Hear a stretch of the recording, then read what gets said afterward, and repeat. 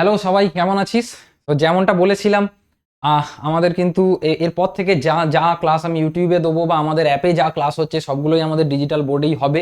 তোরা এতদিন আমাদের অনেক সাপোর্ট করেছিস, আমাকে অনেক সাপোর্ট করেছিস, তাই ডিজিটাল বোর্ডটা আলটিমেটলি নিয়েই নিলাম। এরপর থেকে তোরা দেখেওছিস, আমি দু একদিন আগেই পোস্ট করেছিলাম, রেগুলার বেসিসে তোদের ইউটিউবেও ক্লাস আসবে। আর এছাড়াও আমাদের অ্যাপে যেমন সিরিয়ালি ক্লাস চলছে, প্রত্যেকটা ক্লাস ওয়াইজ সেগুলো তো চলবেই। সেটা ক্লাস 9 থেকে 12 বা নিট, জেন পাস সবারই ক্লাস চলবে, 11-12। আচ্ছা, তো এখন এই ক্লাসটায় আমরা মেনলি একটু জেনে নেবো ডিএনএ ফিঙ্গারপ্রিন্টিংয়ের বেসিক্সটা একটু জেনে নেবো। কি জেনে নেবো? সময় নষ্ট না করে আমরা একটু জেনে নেবো ডিএনএ ফিঙ্গারপ্রিন্টিংয়ের বেসিক্স। দেখ, এই কনসেপ্টটা ওরা অনেকেই রিকোয়েস্ট করেছিলি, তো আমি একটু ডিএনএ ফিঙ্গারপ্রিন্টিংয়ের বেসিক্সটা একটু আমি এটা বুঝিয়ে দিচ্ছি। এই ভিডিওতে আমি পদ্ধতিটা বলবো না, পদ্ধতিটা পরের একটা ভিডিওতে বলবো। তো দেখ, ডিএনএ ফিঙ্গারপ্রিন্টিং আমি একদম তোদেরকে সহজভাবে বোঝানোর চেষ্টা করছি। সহজভাবে বোঝানো বলতে আমি বলতে চাইছি, ধর আমরা যে প্রত্যেকে শপিং মলে যাই, তো তো যে কোনো শপিং মলে তুই ধর একটা শপিং মলে গেছিস, যে তো খুব অনেক কিছু জিনিস কিনলে তোকে একটা বড় বাস্কেট টাইপের আমরা দেখবি নিয়ে নি বা তোকে দিয়ে দেয়, যে তুই সেই বাস্কেটের মধ্যে অনেক কিছু জিনিসপত্রগুলো কিনছিস, দিয়ে এক জায়গায় সব জড়ো করলি।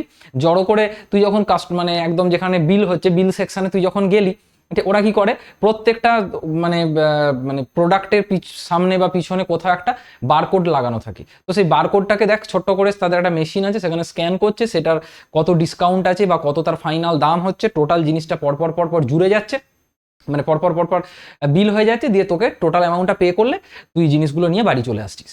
ডিএনএ ফিঙ্গারপ্রিন্টিংও কিছুটা এই টাইপের তুই বলতে পারিস। আমাদের প্রত্যেকের ডিএনএর মধ্যে, প্রত্যেকের মানুষের ডিএনএর মধ্যে, আমার, তোর বাবার মায়ের, আমার বাবার মায়ের, ইচ অ্যান্ড এভরি ওয়ান, ঠিক আছে, তোর গার্লফ্রেন্ডের, সবার আলাদা করে একটা স্পেশাল, মানে ডিএনএর মধ্যে একটা স্পেশালিটি আছে, ঠিক আছে। আবার শুধু গার্লফ্রেন্ড বললাম, এখানে যারা মেয়েরা দেখছে মানে তালাপড়ে এগিয়ে যায়, বললো স্যার বয়ফ্রেন্ডরা কি দোষ করলো? হ্যাঁ, বয়ফ্রেন্ড গার্লফ্রেন্ড থেকে শুরু করে সবার ডিএনএর মধ্যে একটা স্পেশালিটি আছে। এবার স্পেশালিটিটা কি, আমি সেইটা আগে একটু বলি। দেখ, প্রথম কথা হচ্ছে, এখানে হাতের ছাপের সাথে এর কোনো সম্পর্ক নেই, এইটা আগে বুঝে না, অনেকে আবার এইটাও গুলিয়ে ফেলে। তো আমার এটা হচ্ছে একটা নর্মাল ফিঙ্গারপ্রিন্ট। এটাও কিন্তু তোর হচ্ছে যে পৃথিবীর সব মানুষের আলাদা হয়, কিন্তু তা সত্ত্বেও এটা হচ্ছে ডিএনএ ফিঙ্গারপ্রিন্টিং। কথাটা কেন বলছি? কারণ ডিএনএ এর মধ্যে কিছু একটা স্পেশাল এখানে জিনিসপত্র আছে, মানে কিছু একটা স্পেশাল বৈশিষ্ট্য আছে। কি বৈশিষ্ট্য সেটা আমি এখনই দেখবো। দেখ, তোরা অলরেডি পড়ে এসছিস, যে আমার অ্যাপের যারা স্টুডেন্ট আছে, তোদেরকে তো আমি অলরেডি পড়িয়েও দিয়েছি, বা তোরা যারা অন্যান্য জায়গাতেও পড়ছিস, তোরা নিশ্চয়ই এক্সন ইন্ট্রনের সম্বন্ধে তোর অলরেডি ধারণা আছে, বা বংশগতির আণবিক ভিত্তি চ্যাপ্টারটা অনেকেরই পড়া হয়ে গেছে।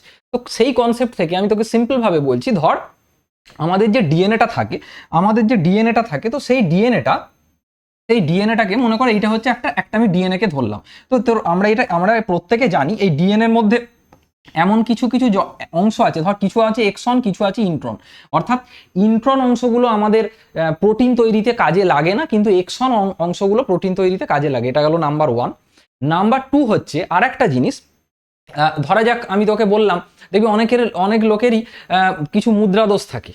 আমাদের যেমন ছোটবেলায় একজন টিচার বাংলা পড়াতেন, তো আমাদের স্কুলে, তো মনে আছে যে তিনি প্রত্যেকটা কবিতার লাইন প্রায় বলতে পারিস 3বার করে বলতেন। আমার এখনো মনে আছে, স্যার যখন ক্লাস 5 বা 6 পড়িয়েছেন, একটা বাংলায় খুব ভালো প্রবাদ বাক্য আছে, যে বিবিধের মাঝে দেখো মিলন মহান। স্যার এরকম বলতেন, বিবিধের মাঝে দেখো মিলন মহান, বিবিধের মাঝে দেখো মিলন মহান, বিবিধের মাঝে দেখো মিলন মহান। এরকম করে স্যার পড়াতেন, ওটা স্যারের পড়ানোর স্টাইল ছিল, ঠিক আছে। এবার তুই বলি, স্যার পড়াচ্ছেন তো আপনি জীবন বিজ্ঞান বা বায়োলজি, যেখানে আপনি বাংলা কোথা থেকে টেনে আনলেন? সেখানে তার জন্য সম্রাট স্যার স্পেশালিস্ট, তার জন্য বসে আছে, ঠিক আছে। একদমই ঠিক বলেছিস। এখানে আমি বাংলার জন্য টেনে আনলাম এই কারণেই, কারণ এখানে দেখ, একটা জিনিসকে আমি দুবার থেকে 3বার থেকে রিপিট করলাম। অর্থাৎ আমি তোকে বলতে চাইছি, ধর তোর দেহে, মানে তোর যে ক্রোমোজোম আছে, আমি একটা তোকে ক্রোমোজোম দেখাচ্ছি। এটা ধর তোর দেহের কোষের কোনো একটা ক্রোমোজোম, ঠিক আছে। এই ক্রোমোজোমের কোনো একটা অংশে তোরা তো জানিস যে ক্রোমোজোমের মধ্যে যে, বা ডিএনএর মধ্যে যে এটিজিসি দিয়ে আমাদের যে লেখাগুলো লেখা থাকে। তো ধর তোর ক্ষেত্রে কোনো একটা জায়গায় আমি একটা জাস্ট ফর এক্সাম্পল বলছি, ধর এই সিএটি শব্দটা নিলাম। তোর ক্ষেত্রে এরকম আছে সিএটি সিএটি সিএটি সিএটি, কিন্তু তোর বন্ধুর ক্ষেত্রে এটা আছে এরকম সিএটি সিএটি সিএটি। অর্থাৎ একটা জিনিস ভালো করে দেখ, তোর ক্ষেত্রে একই ক্রোমোজোমের একই জায়গায়, কি বললাম, সেম ক্রোমোজোমের সেম জায়গায় তোর ক্ষেত্রে ধর হয়তো সেটা 4বার রিপিট করেছি।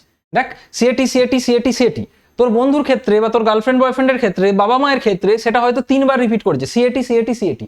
সামান্য কিছু পার্থক্যের জন্য, এই সামান্য কিছু পার্থক্যের জন্য তোর আর মানে তোর যার সাথে তুই তুলনা করছিস তার ডিএনএটার মধ্যে অনেকটা পার্থক্য হয়ে যায়, বা বলা ভালো তুই আর সে একটা আলাদা মানুষ।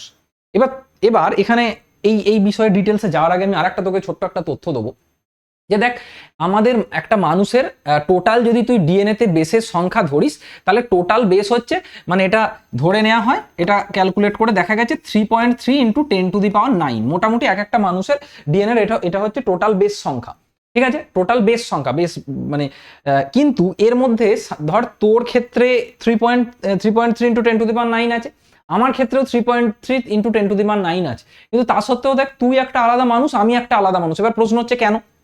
তার কারণ মাত্র এই তোর আর আমার মধ্যে, এখানে একটা জিনিস শুনলে তুই অবাক হয়ে যাবি, তোর আর আমার মধ্যে মাত্র এই 3.3 × 10⁹ এর মধ্যে মাত্র 0.1% ডিফারেন্স আছে।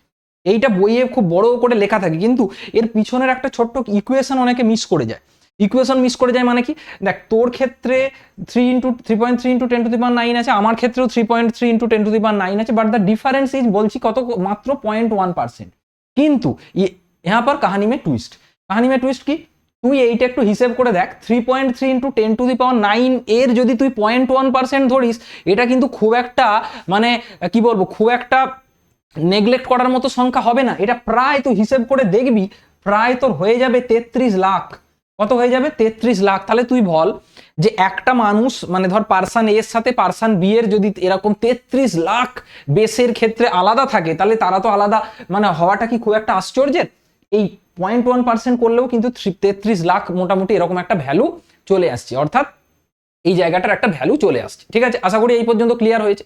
এইবার দেখ আমাদের দেহে যে ডিএনএটা পাওয়া যায়, আমি তোকে একটা ছোট একটা গ্রাফ দেখাই। আমাদের দেহের যে ডিএনএটা আছে, সেই ডিএনএর বিভিন্ন অংশকে স্টাডি করে আমরা একটা পরীক্ষা করতে পারি, যেটাকে আমরা সেন্ট্রিফিউগেশন পদ্ধতি বলি বা ডেনসিটি গ্রেডিয়েন্ট সেন্ট্রিফিউগেশন। কি পরীক্ষা করি? যেটাকে বলি density gradient centrifugation. Density gradient centrifugation. ঠিক আছে, এই ডেনসিটি গ্রেডিয়েন্ট সেন্ট্রিফিউগেশন পরীক্ষাটা দেখলে ধর আমি তোকে একটা গ্রাফ দেখাই। ধর এরকম একটা আমরা গ্রাফ পাই, এরকম একটা গ্রাফ পাই, যে গ্রাফটা কিছুটা এই টাইপের বলতে পারিস, এরকম টাইপের একটা আমরা গ্রাফ পাবো। এই গ্রাফটার স্পেশালিটি কি? এই গ্রাফটার স্পেশালিটি হচ্ছে, তুই দেখ এখানে একটা মোটা বা বড় পিক পেয়েছি, আর একটা হচ্ছে ছোট পেয়েছি। এই যেটা মোটা যে অংশটা পেয়েছি, এটাকে আমরা বলবো বাল্ক ডিএনএ বা বাক ডিএনএ। অর্থাৎ এইটা হচ্ছে আমাদের কাজের ডিএনএ, সোজা কথা।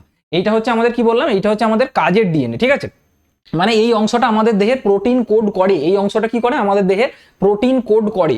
কিন্তু তার চারপাশের যে ডিএনএটাকে তুই দেখছিস, চারপাশের ডিএনএটা দেখছিস, এইটা হচ্ছে রিপিটেটিভ ডিএনএ। এই যে বারবার রিপিট হচ্ছে বললাম না, রিপিটেটিভ ডিএনএ। বা রিপিটেটিভ ডিএনএ বলার আগে এখানে আমি আরো একটা কথা বলবো, এটা হচ্ছে one type of West DNA, মানে এটা আমাদের অকাজের ডিএনএ। এবার অকাজ বলছি বটে, কিন্তু এটা কি সত্যিই অকাজ? এবার আমরা দেখে নেবো রিপিটেটিভ ডিএনএ। ঠিক আছে, রিপিটেটিভ ডিএনএ, বা এই কথাটাকে আমরা আরো বেটার ভাবে বললে আমরা স্যাটেলাইট ডিএনএ বলবো। কি বলবো? Satellite DNA. ঠিক আছে, এবার আমি অকাজ বললাম, কিন্তু এই ভিডিওটার মধ্যে এটাই সব থেকে বেশি কাজের। এবার এক বিজ্ঞানীর কথা তোকে বলবো, অ্যালেক জেফ্রিসের কথা বলবো। এবার বিজ্ঞানী অ্যালেক জেফ্রিসের কথা বলার আগে তোকে আমি ছোট্ট একটা গল্প বলতে চাই। গল্প হলেও সত্যি ঘটনা এটা কিন্তু। ঠিক আছে, আমার সালটা যতদূর মনে পড়ছে 1986 সালের কাছাকাছি কোনো একটা সময়। তো ইংল্যান্ডের লিস্টেরশায়ার বিশ্ববিদ্যালয়ের কাছের কোনো একটা স্থান। ঠিক আছে, বিভিন্ন সেই সিআইডি বা ক্রাইম পেট্রোলের এরকম সত্যি ঘটনা দেখায় না, তো এইটা হচ্ছে এরকম একটা সত্যি ঘটনা। এখানে পরপর মানে 25 থেকে 30টা মেয়ে খুন হয়েছিল। শুধু খুন হয়নি, মানে খুন বা কারু ক্ষেত্রে মানে রেপ করে মার্ডার করে দেওয়া হয়েছিল। এবার প্রশ্নটা হচ্ছে যে মানে তখনকার যে পুলিশ যারা ছিল, তারা কোনোভাবেই এইটার কুল কিনারা করতে পারছিল না যে কারা খুন করেছে বা কিভাবে খুন হয়েছে। তখন পুলিশ শরণাপন্ন হলো ডক্টর অ্যালেক জেফ্রিসের কাছে, যিনি এই ডিএনএ ফিঙ্গারপ্রিন্টিং আবিষ্কারের জন্য আজকে গোটা পৃথিবীতে অমর হয়ে গেছেন। তো ইনি মানে টেস্ট করে, বা ইনি এই যে এনার পদ্ধতির মাধ্যমে এটাকে টেস্ট করলেন। অ্যাকচুয়ালি মানে রিচার্ড বাকল্যান্ড বলে একজন যুবক ছিল, পুলিশ মানে তাকে পুলিশ ভুলভাবে তাকে সন্দেহ করে তাকে জেলে পুরে দিয়েছিল। কিন্তু পরবর্তীকালে এই মানে স্যার ডক্টর অ্যালেক্স জেফ্রিসের এই যে পরীক্ষা, ডিএনএ ফিঙ্গারপ্রিন্টিং এর পরীক্ষা, এটার মাধ্যমে আসল খুনি ধরা পড়ে এবং ওই যে নির্দোষ ব্যক্তি সে কিন্তু ছাড়া পেয়ে যায়। প্রচুর, প্রায় 5,000-এর কাছাকাছি ব্যক্তির নমুনা সংগ্রহ করা হয়েছিল, তাদেরকে ডিএনএ ফিঙ্গারপ্রিন্টিং করা হয়েছিল। এবং অর্থাৎ আমি বলতে চাইছি, ধর কোনো একটা জায়গায় একটা খুন হয়েছে, তো পুলিশ কি করে, সেই খুনের জায়গাটাকে এরকম করে একটা সার্কেল করে দেয়। তোরা তো বিভিন্ন এরকম সিনেমা টিনেমাও দেখেছিস, ফরেন্সিক বা ইত্যাদি, ফরেন্সিক বলেও একটা সিনেমা আছে, তো এরকম তামিল সিনেমা, তো এরকম সিনেমা তো দেখেছি। তো এইখানে এই এরিয়াতে গিয়ে পুলিশ কি করে, যে যে খুন হয়েছে তার নমুনা তো পাচ্ছেই, এবং তার সাথে যে সব ওখানে আরো কিছু নমুনা পাচ্ছে, তো সেই নমুনাগুলো সংগ্রহ করে এবং এই পদ্ধতিটা সম্পন্ন করে, যেটা আমি বলবো, পদ্ধতিটা সম্পন্ন করার পর যার সাথে মিলে যায় সেই হচ্ছে আসল খুনি। এবারের ফান্ডাটা বোঝ, এই যে রিপিটেটিভ ডিএনএ বা স্যাটেলাইট ডিএনএ বললাম, হ্যাঁ, এর সম্বন্ধে কিন্তু আমাকে আরো কিছু কথা বলতে হবে, আরো কিছু কথা বলতে হবে। কি কথা? এই যে স্যাটেলাইট ডিএনএ যেটাকে তুই দেখছিস, এটাকে আমরা দুটো ভাগে ভাগ করতে পারি। এই স্যাটেলাইট, এবার তুই বলবি স্যার হঠাৎ আপনি স্যাটেলাইট ডিএনএ নিয়ে পড়লেন কেন, এটাকে নিয়ে পড়লেন না কেন? কারণ এটা সবার ক্ষেত্রে অলমোস্ট সেম। সমস্যাটা শুরু হয় বা পার্থক্যটা থাকে এই রিপিটেটিভ ডিএনএ বা স্যাটেলাইট ডিএনএ এর মধ্যে। এবার এই স্যাটেলাইট ডিএনএ কে কেন আমরা চয়েস করি বা এই পরীক্ষার জন্য কেন বেশি ব্যবহার করি? প্রথম কারণ হচ্ছে এটা রিপিটেটিভ, এটা প্রচুরবার, ওই যেটা বললাম, রিপিটেটিভ না হলে আমাদের এই কাজটাই কিন্তু হবে না, ডিএনএ ফিঙ্গারপ্রিন্টিং কাজটাই কিন্তু হবে না। ঠিক আছে, তোরা অনেকেই হিউম্যান জিনোম প্রজেক্ট পড়ে ফেলেছিস, বা আমার ব্যাচের মধ্যে যারা আছিস তোদেরকে আমি পড়িয়েছি। তো হিউম্যান জিনোম প্রজেক্ট করেও দুটো ব্যক্তির আলাদা করে এরকম ডিএনএ সিকোয়েন্সিং বা ইত্যাদি করা যায়, কিন্তু তাতে প্রচুর খরচ। তো আমি ছোট্ট অল্প খরচের মধ্যে যদি দুটো ব্যক্তিকে মানে বা একাধিক ব্যক্তির মধ্যে সন্দেহভাজন ব্যক্তিকে বার করে ফেলতে পারি, তাহলে তার থেকে বেস্ট কিছু হয় না, and that is DNA fingerprinting. এবার যেটা বলছিলাম, এই স্যাটেলাইট ডিএনএকে আমি কেন চয়েস করব? নাম্বার 1, এটা হচ্ছে রিপিটেটিভ। নাম্বার 2, এদের মধ্যে খুব মানে উচ্চ পলিমরফিজম দেখা যায়, হাই ডিগ্রি পলিমরফিজম দেখা যায়,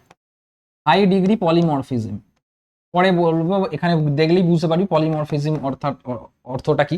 উচ্চ পলিমরফিজম দেখা যায়, এবং এরা হচ্ছে জেনেটিক, মানে এরা হচ্ছে হেরিটেবল, মানে এক জনু থেকে পরের জনুতে যেতে পারে, এক জনু থেকে পরের জনুতে যেতে পারে। আমি একটা নতুন স্লাইড নিই। তার মানে আমি যেটা বলছিলাম, তাহলে এই যে আমাদের যে স্যাটেলাইট ডিএনএ যেটা তোকে বললাম, যে আমি স্যাটেলাইট ডিএনএ যেটার কথা বললাম, এই স্যাটেলাইট ডিএনএ অ্যাকচুয়ালি কিন্তু দু প্রকারের হয়। একটা হচ্ছে মাইক্রো স্যাটেলাইট, আর একটা হচ্ছে মিনি স্যাটেলাইট। আর একটা হচ্ছে মিনি স্যাটেলাইট। এবার এই মিনি স্যাটেলাইট জিনিসটা কি, মানে মাইক্রো স্যাটেলাইটও ইম্পর্টেন্ট, কিন্তু কি হয়, মাইক্রো স্যাটেলাইটটা না ছোট, মানে 2 থেকে 6 বেসের এরিয়াকে মাইক্রো স্যাটেলাইট বলে, মানে 2 থেকে 6 বেসের এরিয়া, 2 থেকে 6 বেস, মানে ধর তুই সারাদিনে এমন অনেক কথাই বলিস যে আমি খাবো, বা এই কথাটা হয়তো তুইও বললি, তোর একই সাথে বা একই সময় একই দিনে তোর আর একটা বন্ধুও বললো, এটা হতে পারে, এটা একদম ছোট শব্দ হতে পারে, যে আমি এখন ট্রেন ধরবো, এরকম ছোট শব্দ হতে পারে। কিন্তু তুই ধর একটা বড় বাক্য বলছিস, একটা বড় সাহিত্য রচনা করছিস, যে আজকে আমি ওখানে যাবার পর তারপর আমি এইটা দেখলাম, সে ওখানে দাঁড়িয়েছিল এবং তাকে আমি এটা বললাম যে তুমি এটা নিয়ে পরের দিন আবার এখানে এটা দিয়ে যাও, এরকম একটা বাক্য বললি, তাহলে এটা হতে পারে কখনো যে এই গোটা বাক্যটা এই পৃথিবীতে এক্স্যাক্টলি এই বাক্যটা কোনো মানে ইচ্ছাকৃতভাবে, যদি কেউ তোকে ইচ্ছাকৃতভাবে নকল করতে যায় সেটা আলাদা কথা, কিন্তু হঠাৎ করে আনইনটেনশনালি পুরোপুরি সেম বলে দেবে, এরকম হতে পারে? উত্তর হচ্ছে না, এরকম হতে পারে না। সেই জন্য আমরা এই স্যাটেলাইট ডিএনএ বা ডিএনএ ফিঙ্গারপ্রিন্টিং করতে গিয়ে এই মিনি স্যাটেলাইটটা বেশি ব্যবহার করি, কারণ দেখ এটা হচ্ছে 2 থেকে 6 বিপি, সেখানে এরা কিন্তু 10 থেকে 50 মতো এদের সাইজ হয়, 10 থেকে 50 মতো এদের সাইজ হয়। এবং সেই কারণে যেহেতু এটা এতটা বড় বাক্য, তুই এটা বাক্য হিসেবেই এটাকে ভাব, এত বড় বাক্য, এটা কিন্তু দুটো ব্যক্তির একদম সিমিলার হওয়ার চান্স খুব কম, মানে পরপর ধর তোর ক্ষেত্রেও এই 50 বিপিটা হয়তো পরপর 5 বার আছে, আমার ক্ষেত্রেও 50 বিপিটা পরপর 5 বার আছে, এটার চান্স কিন্তু খুবই কম, সব জায়গায়, সব কোষের সব জায়গায়, সব ক্রোমোজোমের সব জায়গায় এটা হওয়ার চান্স খুবই কম। এবং এটা তারপরও এই যে 10 থেকে 50 বিপির যে এরিয়াটা আমি বলছি, এটা আবার প্রায় তোর হচ্ছে যে 400 বার করে রিপিট থাকতে পারে। এবং আরেকটা কথা বলে দিই, এই যে মিনি স্যাটেলাইট, এখানে জিসি কন্টেন্টটা কিন্তু বেশি থাকে, একটু মনে রাখবি, আর এখানে এটি কন্টেন্টটা বেশি থাকে। ঠিক আছে, এখানে জিসি কন্টেন্টটা বেশি, মিনি স্যাটেলাইটে জিসি কন্টেন্টটা বেশি থাকে, আর এখানে এসি কন্টেন্টটা বেশি থাকে। বোঝা গেছে আশা করি। এবার তাহলে তার মানে যে জিনিসটা দাঁড়ালো, তার মানে আমি যেটা বলতে চাইলাম, যে একটা ব্যক্তির একই, ধরা যাক এক ক্রোমোজোম নাম্বার 4, তাহলে ক্রোমোজোম নাম্বার 4-এর ধর কোনো একটা জায়গায় এরকম ধরা যাক, আমি ধরে নিলাম 200 বিপি একটা এরিয়া আছে, 200 বিপি এরিয়া আছে। তো হতেই পারে এই 200 বিপি এরিয়ার মধ্যে 50 বিপি রিপিট আছে, 50 বিপি মানে 10 বিপি করে 5 বার, 10 বিপি করে 5 বার, 10 × 5, আর তার সাথে ধর 50 বিপি এটা হচ্ছে রিপিট, ঠিক আছে, রিপিট, আর তার সাথে কত পড়ে রইলো 150 কেবি, এই সরি 150 বিপি, 150 বিপিটা হচ্ছে 150 বিপিটা হচ্ছে নর্মাল ডিএনএ, মানে 150 বিপিটা হচ্ছে 150 বিপিটা হচ্ছে ওই যে মানে প্রোটিন, তোর হচ্ছে যে মানে ভালো ডিএনএটা, 150 বিপিটা হচ্ছে যেখান থেকে প্রোটিন কোড হয় এরকম, ঠিক আছে। আবার আরেকটা ব্যক্তির ক্ষেত্রে, তার ক্ষেত্রেও একই ক্রোমোজোমের একই জায়গায় এরকম একটা 200 বিপির অংশ আছে, কিন্তু তার ক্ষেত্রে তুই দেখ হয়তো 30 বিপি রিপিট হচ্ছে, 10 × 3, তাহলে তার ক্ষেত্রে কত 170 বিপি ভালো ডিএনএ আছে, 170 বিপি ভালো ডিএনএ বা ভালো এরিয়া আছে। ভালো এরিয়া আছে মানে আমি এখানে কি বলতে চাইছি, ভালো এরিয়া মানে বাল্ক ডিএনএ, এই যে বাল্ক ডিএনএ আমি একটু আগে গ্রাফ এঁকেছিলাম সেইটা। তাহলে এইখান থেকেই কিন্তু তুই এই দুটো ব্যক্তির একটা তুই পার্থক্য করতে পারবি, বা কোন মানে দুটো ব্যক্তির মধ্যে এই যে যে পার্থক্যটা করার যে পদ্ধতি সেইটাকে আমরা কিন্তু সেটাকে আমরা কিন্তু আরএফএলপি বলি। এখানে দুটো শব্দ বলবো, একটা হচ্ছে ভিএনটিআর আর একটা হচ্ছে আরএফএলপি। ভিএনটিআর আরএফএলপি এই দুটো শব্দ কিন্তু একটু মনে রাখতে হবে, কিরকম মনে রাখবি, ধর আমি আগের স্লাইডটা চলে যাই। এই যে মিনি স্যাটেলাইট যেটা আমি বললাম, এই মিনি স্যাটেলাইটেরই অপর নাম হচ্ছে ভিএনটিআর, মিনি স্যাটেলাইটেরই অপর নাম হচ্ছে ভিএনটিআর। অর্থাৎ প্রত্যেকের দেহের মধ্যে এই যে এরিয়া, এই যে রিপিটেশনের যে পার্থক্য 10 থেকে 50 বিপি সাইজের মধ্যে যে রিপিটেশন নাম্বারের যে পার্থক্য, সেটাকে আমরা ভিএনটিআর বলছি। এবং এই ভিএনটিআর করার জন্য যে পদ্ধতি আমরা অ্যাপ্লাই করছি, বা ভিএনটিআর এর মাধ্যমে আমরা যে পদ্ধতির সাহায্যে এই জিনিসগুলোকে বুঝতে পারছি, সেইটাকে আমরা আরএফএলপি বলবো, বা রেস্ট্রিকশন ফ্র্যাগমেন্ট লেন্থ পলিমরফিজম বলবো। এটা হচ্ছে এরকম একটা ফান্ডামেন্টাল কনসেপ্ট। আশা করি বুঝতে পেরেছিস। মানে ধর আমি বলছি যে আরেকবার বলি, তার মানে ধর এইটা একটা ক্রোমোজোম, আমি যে ছবিটা এঁকেছিলাম, তো এই ক্রোমোজোমের তোর ক্রোমোজোমের ধর আমি একটা এইরকম একটা এরিয়া নিচ্ছি, ঠিক আছে। আবার তোর পাশে তোর বন্ধুরও এই ক্রোমোজোমের, এটাও যদি 5 নম্বর ক্রোমোজোম হয়, এটাও তোর বন্ধুরও এটা 5 নম্বর নেবো, এটা যদি 4 নম্বর হয় এটাও 4 নম্বর নেবো। তো তোর বন্ধুর ক্রোমোজোমেরও এই জায়গাটাকে আমরা নিচ্ছি, এই যেটা আমি তখন একটু আগের স্লাইডটায় করলাম। তাহলে তোর ক্ষেত্রে দেখ আগের স্লাইডে কি বলেছিলাম, তার আগের স্লাইডে কি বলেছিলাম, যে তোর ক্ষেত্রে এই যে তোর ক্ষেত্রে যেটা হচ্ছে হয়তো 50 কেবি রিপিট আছে প্লাস 150 কেবি বাল্ক ডিএনএ আছে, আর তোর বন্ধুর ক্ষেত্রে হয়তো সেখানে 30 কেবি রিপিট আছে, 10 × 3 30 প্লাস হচ্ছে 170 কেবি বাল্ক ডিএনএ আছে, 170 কেবি বাল্ক ডিএনএ আছে। তার মানে এই যে রিপিটেশনের যে পার্থক্য, মানে তুই একটা কথাকে হয়তো পরপর 4 বার বলছিস, তোর বন্ধু একটা কথাকে হয়তো পরপর 10 বার বলছে। এই যে অর্থাৎ এটা কিন্তু একই ক্রোমোজোমের, মানে আমি বলতে চাইছি দুটো ব্যক্তির মধ্যে একই ক্রোমোজোম নাম্বারটা সেম হতে হবে, অর্থাৎ সেম ক্রোমোজোমের সেম জায়গার মধ্যে আমি কিন্তু তুলনা করছি। সেম ক্রোমোজোমের সেম জায়গায় তুলনা করলে এই যে পার্থক্যটা পাওয়া যাবে, এইটার উপর ভিত্তি করে ডিএনএ ফিঙ্গারপ্রিন্টিং করা হয়। এবং এই যে মানে আলাদা এই যে তোর হচ্ছে যে খণ্ডগুলো পাওয়া যায়, এগুলোকে আমরা এক ধরনের উৎসেচক দিয়ে কাটতে পারি, যেটা তোদেরকে 4th সেমে আমি পড়াবো, যে বায়োটেকনোলজিতে পড়বি। সেই ধরনের উৎসেচকটার নাম হচ্ছে যে restriction endonuclease. So restriction endonuclease দিয়ে এদেরকে তুই কাটতেও পারবি, ঠিক আছে। অর্থাৎ এই ধর এই যে ক্রোমোজোম দিয়ে, এই ক্রোমোজোমেরই তোকে যদি একটা এরিয়া থেকে একটা অংশ দেখাই, ধর এটা একটা ক্রোমোজোম, ঠিক আছে, ধর একটা ক্রোমোজোমের এইরকম এখানে কিছু এরিয়া আছে, এখানে কিছু প্রোটিন কোডিং এরিয়া আছে, এখানে একটু প্রোটিন কোডিং এরিয়া আছে, এর মাঝের যে জায়গাগুলো আছে, এর মাঝের অনেক জায়গা আছে, এবং এর মধ্যে যে কালো কালো রিজিয়ন করলাম এখানেও থাকতে পারে, বা এই যে মাঝের এই যেখানটা আমি ডট ডট দিচ্ছি, এই অংশের প্রচুর রিপিটেটিভ ডিএনএ দেখা যায়, ওই যেটা তোর বারবার রিপিট হবে, ঠিক আছে, যেটা কি হবে বারবার রিপিট হবে, পার্সন টু পার্সন ভ্যারি করবে। আমি আবার বলছি, তোর ক্ষেত্রে হয়তো সেই সেম ক্রোমোজোমের সেম জায়গায় 4 বার রিপিট হয়েছে, তোর বন্ধুর ক্ষেত্রে সেটা হয়তো 5 বার রিপিট হয়েছে, আবার তোদের মানে বা আমার ক্ষেত্রে সেটা হয়তো 50 বার রিপিট হয়েছে, ঠিক আছে। এই রকম ভাবে রিপিটেশন নাম্বারের উপর ভিত্তি করে এই পদ্ধতিটা করা হয়, এবং এটাই হচ্ছে ডিএনএ ফিঙ্গারপ্রিন্টিং এর মেন ফান্ডা। ডিএনএ ফিঙ্গারপ্রিন্টিং এর মেন ফান্ডা, ডিএনএ ফিঙ্গারপ্রিন্টিং এর সাহায্যে খুনি, রেপিস্ট বা কখনো কখনো ধর মানে বাবা মা, কোনো সন্তানের আসল বাবা মা কি সেটা বোঝা যাচ্ছে না, তাদেরকে সিম্পল ডিএনএ ফিঙ্গারপ্রিন্টিং করার পর সেটা কিন্তু খুব সহজে বোঝা যাবে, খুব সহজে বোঝা যাবে। আশা করি তোরা এই পর্যন্ত ক্লিয়ার হয়েছে। এটা হচ্ছে ডিএনএ ফিঙ্গারপ্রিন্টিং এর বেসিক্স। আমি খুব ছোট করে এটা কনসেপ্টটাকে তোদেরকে একটু ক্লিয়ার করার চেষ্টা করলাম। এর পরের ভিডিওতে বা তোরা আর কি কি ভিডিও চাস সেটা একটু কমেন্ট করবি।